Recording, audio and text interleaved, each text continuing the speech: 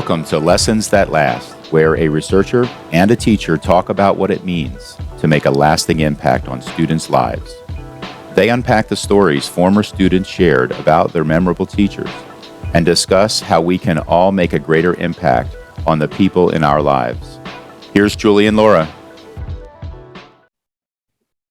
And welcome to the Lessons That Last podcast. I'm Julie Hassan, researcher, professor, and big fan of educators everywhere. And with me is my lovely co-host, Laura Estes Swilly, also educator and writer. It's good to see you, Julie.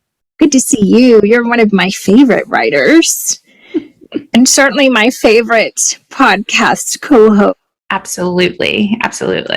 And in our last episode, we picked one of your favorite stories. And in this episode, I got to pick one of mine. And when I thought about these two stories, the thing it made me think about is the fact that our former students remember these moments that we probably wouldn't remember.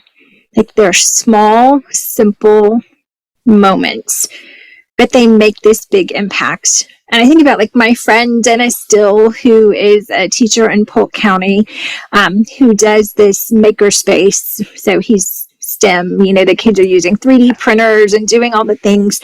And every year he makes this medieval like catapult, and they catapult pumpkins. Nice. And of course they remember that. Like who wouldn't remember that? And so we think that what our students remember are these big things like the pumpkin catapult. And yes, they do. But most of the stories that I've collected from former students are about these kind of small moments that we would not remember as teachers, but our kids carry these memories for years, in some cases decades. And I love the thought that the small moments make such a big impact. Yes. Well, and if you think about your life outside of the classroom and outside of your professional realm, the small things do make the big impact, right? Those little moments with your kids, the surprise joy, the surprise happiness that comes into your life. Those are the things that sometimes propel us forward Well, sometimes life is drudgery, right? Sometimes life is hard. Sometimes life is just going through the motions. And those little moments are the sparks that keep us going. So it makes sense to me that it would be the same for the kids. And I love this serendipity of that. Like there are moments, like you can plan the event where you catapult the pumpkins. Yes. You plan big events like a wedding or, the prom, but you can't really plan for these small moments. I was thinking the other day, because it's spring here in the mountains and summer is coming. And a couple of summers ago, we went for a walk down our road, and we have a canopy of trees a little further up the road. And on this particular night, the weather was just right, and it was just the right time of the year that the fireflies were just swarming, and it looked like a tunnel, like a disco. Oh, wow. The most beautiful thing. And that is a moment that will stick with me. Like it was a wow that we didn't plan. We were just walking down the road. And so many of the moments that people talk about in these memorable stories from classrooms are like that. You couldn't have planned it. It was this beautiful serendipity. Something happened, and you were there, right? And you connected with the other people there. And that's definitely this story that we're going to talk about today. I agree. And this story happened during a storm. And I thought about you as I prepared to, because a storm is such a metaphor, and you are a lover of metaphors. So yes. When you think about a storm, what do you think about? So when I teach my students in AP literature to look at storms, because you have to notice it, it's not there for no reason. We're looking at the symbolic nature in a couple of ways. One, a storm always brings rain, and rain could look like sadness, some sort of grief, like in The Sun Also Rises by Hemingway, or it could also be baptismal, and a newness is coming from this moment. And so you have to look at how it's being used by the writer or by the artist, or just by the world, right? Because things are symbolic in our daily life as well. It's meaningful. And even if it's sad, or it's grief, or if it's trouble, there's a baptism to that, right? There's a newness that comes after. So I don't know if you remember, or if any of our listeners have read King Lear by Shakespeare. There's a storm in King Lear. And it's one of the first texts I teach in my class, because in that text, everything means like 3 or 4 things. And so I can just trial by fire. Here you go. Look at all the things. And they start to realize, oh, a storm isn't just the externalization of King Lear's rage, right? It isn't just him being cleansed of his madness. It isn't just a warning of the impending civil war that's coming. It's all of those. And so that's the value of a storm from a literary or artistic perspective. Deep and complex. And I think for us, a storm may feel differently as we travel through our lives. I can remember being little and sometimes a storm being scary. And then, now I sit on the porch and love to watch a storm, you know, like old people do, and say things like, oh, we needed that rain. Yes. It's funny how storms change. You and I grew up in Florida, where when the weather is warm, as it is most summer days, by the afternoon, you can see the storm developing, and you start to hear the thunder getting closer, and you feel the air before you smell a storm. it. Yes. You smell the air. Mm-hmm. And it starts off soft, and then it gets louder and louder. And I, as a teacher, when I did a weather unit with my second graders, we would do this thing where we would make the storm. So we would sit in a circle, and we'd rub our hands together and start off soft, and then we'd, snap, and then we'd clap and stomp, and we would make the storm louder and then get softer. And I have sweet, happy memories of that, because it was always fun for us to make the storm come and go. And I think it made them feel a little powerful, like I am the storm. But also demystifying it, because second grade is around the age you're a little fearful of the thunder and a little fearful of the lightning. And especially when it cracks close to your house, like, oh, we had lightning hit a tree and I thought it was over.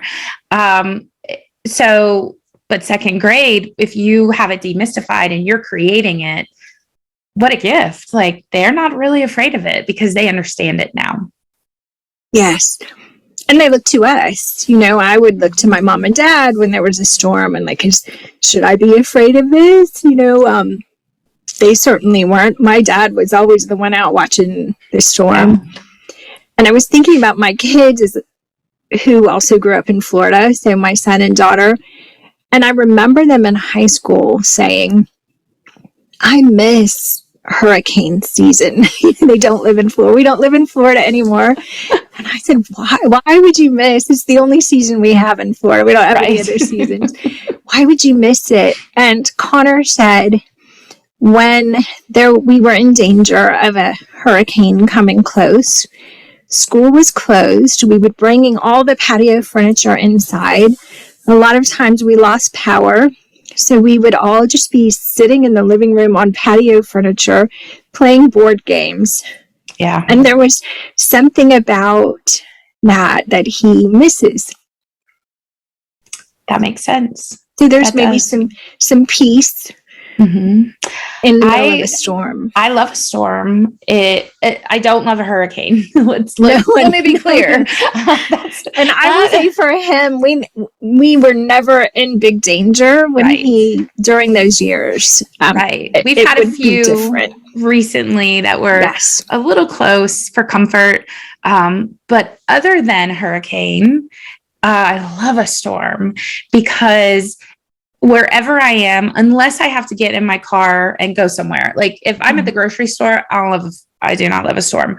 Anywhere else, I just feel so cozy. It immediately turns to warmth and coziness and happiness. And I think that has to go back to childhood, obviously, cuddling up with a book. Oh, it's storming. We can't do anything else. You can't talk on the phone because remember, you were not allowed to talk on the phone. Yes, we had a landline. If it was storming. And you can't take a bath. You can't go outside and you're just sort of stuck. What if you lose power? And so reading, curled up reading in the storm, that is like a dream for me. And it takes me right back there. Love that. Yes, there's something about the disruption of a storm and the peace in the middle of a storm. That's beautiful. And that is what this memory is about. So if you would, Laura, will you share Sarah's memory of her second grade teacher, Mrs. Hill? I will. Oh, I'm going to try not to get emotional because this is such a beautiful, beautiful story. I grew up in Florida where thunderstorms were typical on hot afternoons. The sky would grow dark and the thunder would start to roll. The rain would begin softly, then rapidly intensify. A particularly severe storm moved in one late September afternoon, an hour before dismissal when I was in second grade. There was a loud clap of thunder as the power went out and all of the students shrieked. We all looked to Mrs. Hill to see if she seemed alarmed. Mrs. Hill never seemed alarmed or even agitated. She was always calm and collected, so it wasn't surprising when she motioned us all to come over and sit closely around her rocking chair. She pulled a flashlight out of a drawer and grabbed a book off her desk. With the flashlight propped up to light the pages, she began reading The Magic Finger by Roald Dahl. We were captivated and forgot all about the storm. I'm not sure why I remember that long ago moment so clearly. I just know that in the middle of that big storm, I felt safe. It was this little pocket of peace and joy in an otherwise chaotic situation. Now that I'm a teacher, I think about Mrs. Hill often. I know my students are always watching me to see how I will respond to unexpected or stressful situations. I try to create a space of peace and joy inside our classroom, no matter what is happening outside. Oh, Mrs. Hill. Yeah, Mrs. Hill and Sarah. Yes. This story, it's such a small moment again, and a simple thing, in the middle of a storm. She grabbed a flashlight and a book, and it has stuck with this woman for all of these years. And it says so much about the way our students look to us to try to understand what's happening and what things mean and what it means for them. And it influences the way then they respond to things in the future. I was thinking too, while I was looking at this story earlier, that detail of 1 hour before dismissal. And I've never worked in an elementary school, but I know that a rainy day dismissal is terrible. A stormy dismissal, like almost the end of the world. And we would pray that it would blow the other way, not rainy day dismissal. Although we always had a really good plan, and I, as a principal, had teachers who had that system down. Caitlin Bristol, Melissa Fielder. Mrs. Hill was like, "Oh no, rainy day dismissal inside," right? She was like, "Do I have my umbrella? I was supposed to go to the doctor this afternoon and I'm going to be soaking wet," whatever it was. Well, and the power's out. Right. So and we can't do the lesson we had planned. Right. And, all the things. And she just, all of that was transparent, like nothing, couldn't see any of it. And she just happened to have a flashlight in her drawer. So I know she was a pro. She had been out this for more than a few days. Yes, it was not her first rodeo. No. Florida teacher. Yep. On a stormy day. Yeah.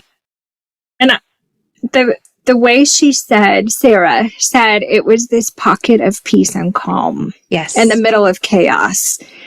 And for our kids, and I, judging from this story, I rather think probably not Sarah. Like she may not have been a kid who had chaos outside of school other than a storm. But for so many kids, outside of school is chaos. Yes. It is a storm. And school is the pocket of peace and calm and the place where they feel safe. Yes. And they need us to be like Mrs. Hill. It's fine. Everything is fine.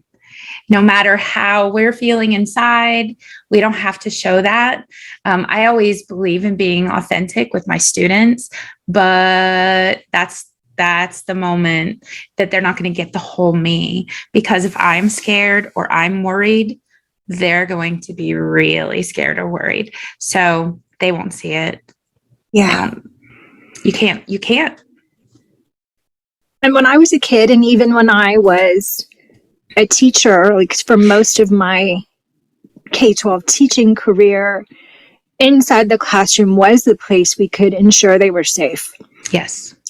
I think when I taught, Columbine happened. And so it was a little different for you, because for a while that was something that could possibly happen in a high school.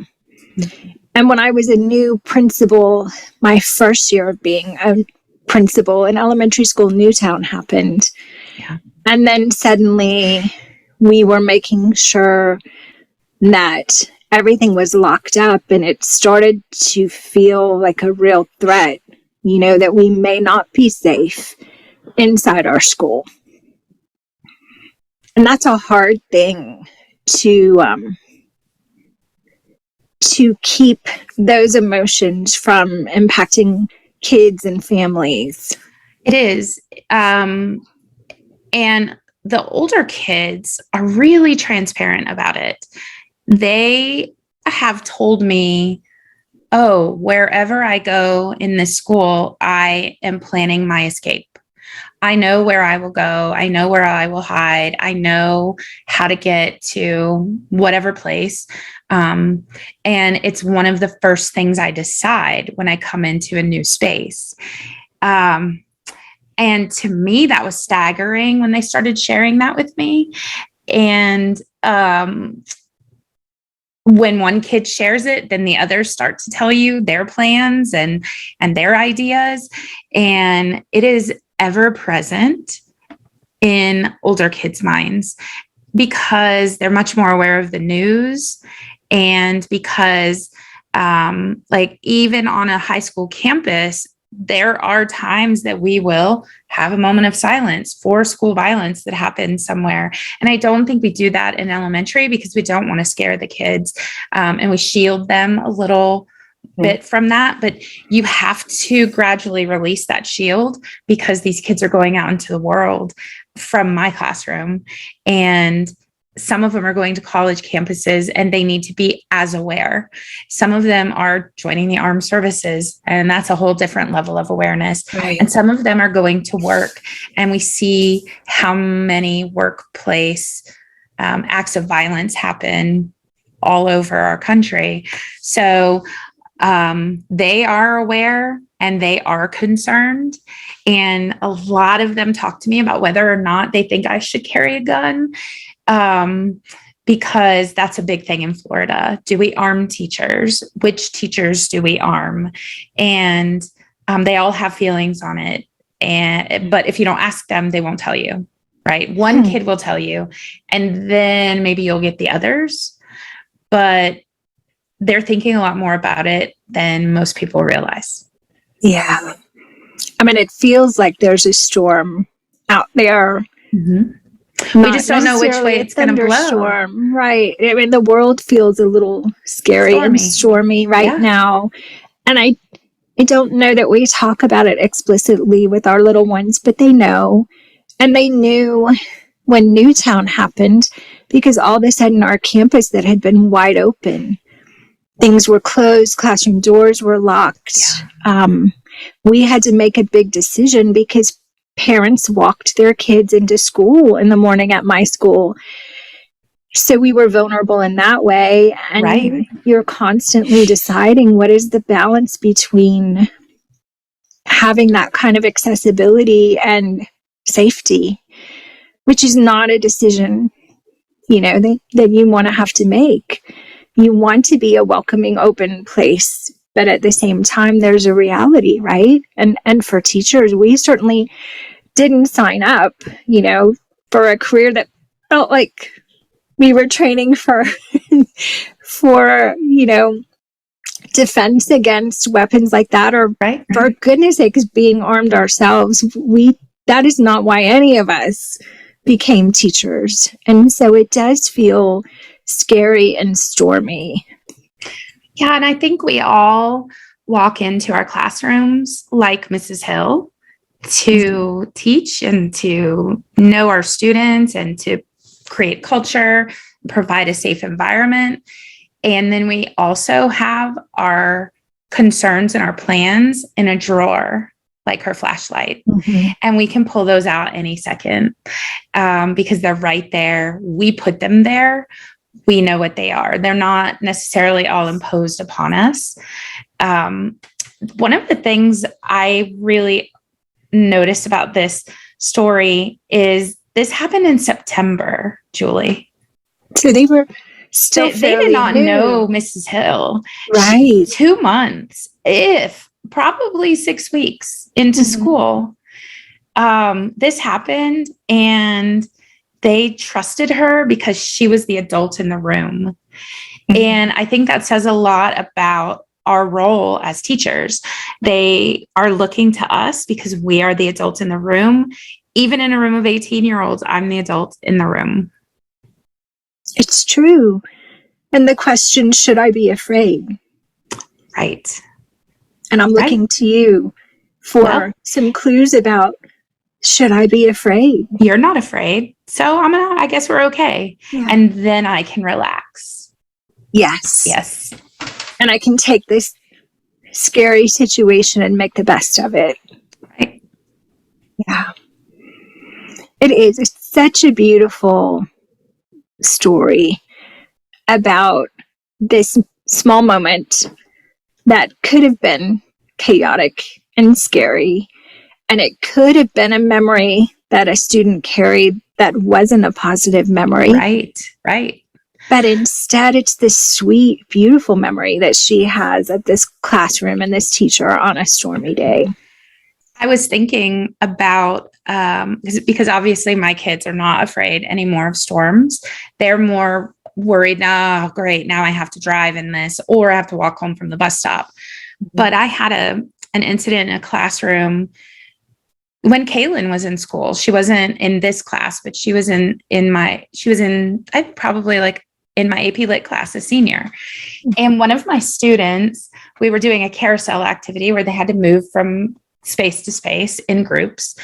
And we were moving, and there was this giant thud where one of them passed out, and she was flat out and unconscious. And everyone sort of started to, and I said, wait a minute, I need everyone to move away and follow me. And I walked to the door where the phone was. I need the nurse right now. It's an emergency. One of my students has fainted.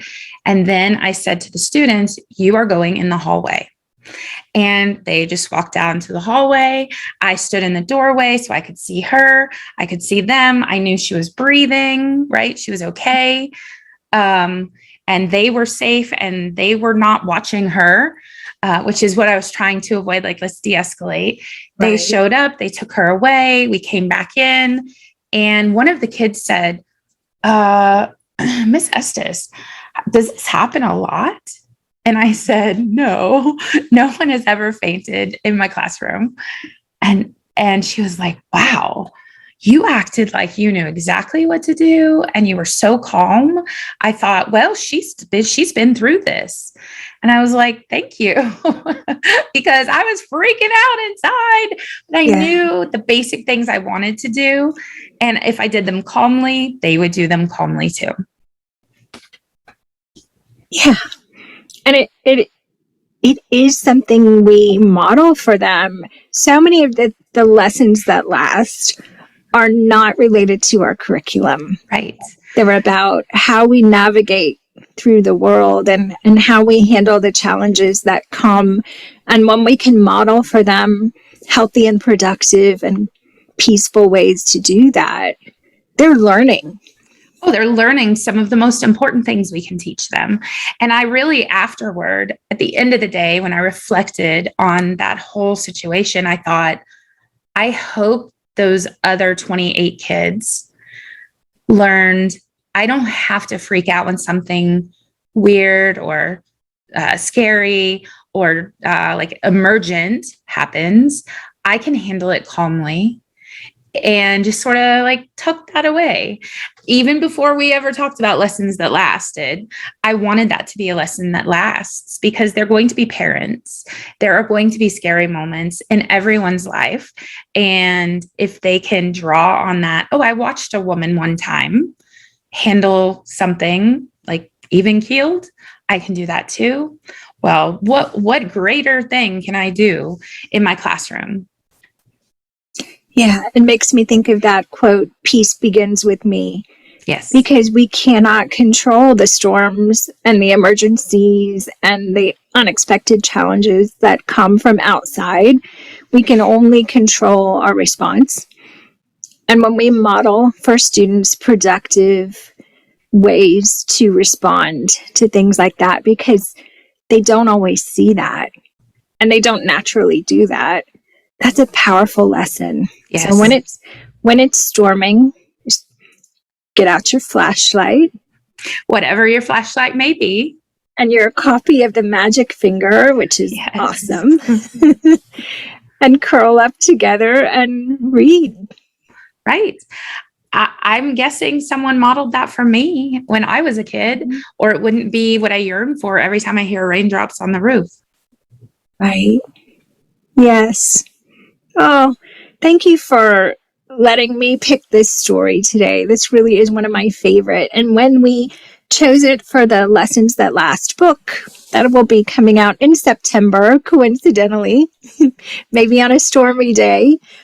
When we picked it, you titled it Bringing the Light. Yes. And I love that title for this story. She did that in so many ways, not just the flashlight in her desk. She exactly was a beacon in an otherwise chaotic time. And for some of her kids, I'm sure she was this beacon in their chaotic lives. Mm-hmm. So, yeah, I remember choosing that title and seeing her light in so many different ways and seeing all the different ways we can bring the light, literally and figuratively, to our students. I felt like this was such a moving and beautiful story. First of all, Sarah tells a beautiful story. yes. And then all of the symbolic meaning behind it is so important. Mm-hmm. Well, thank you, teachers, for bringing the light in literal and metaphoric ways. Every day, your students will remember the small moments and the times when you brought a little bit of light to their days and their lives. Yes. And at this stormy time in the world, you are beacons, and we don't deserve you, but I'm so happy we have you. So have a lovely week, everybody. Bye. Hey, thanks for listening to the Lessons That Last podcast. The story Laura shared today can be found on the Chalk and Chances website, along with many more stories and resources. Just visit chalkandchances.com. You can even take the quiz to find out what kind of memorable teacher you are. See you next Sunday for another episode of Lessons That Last.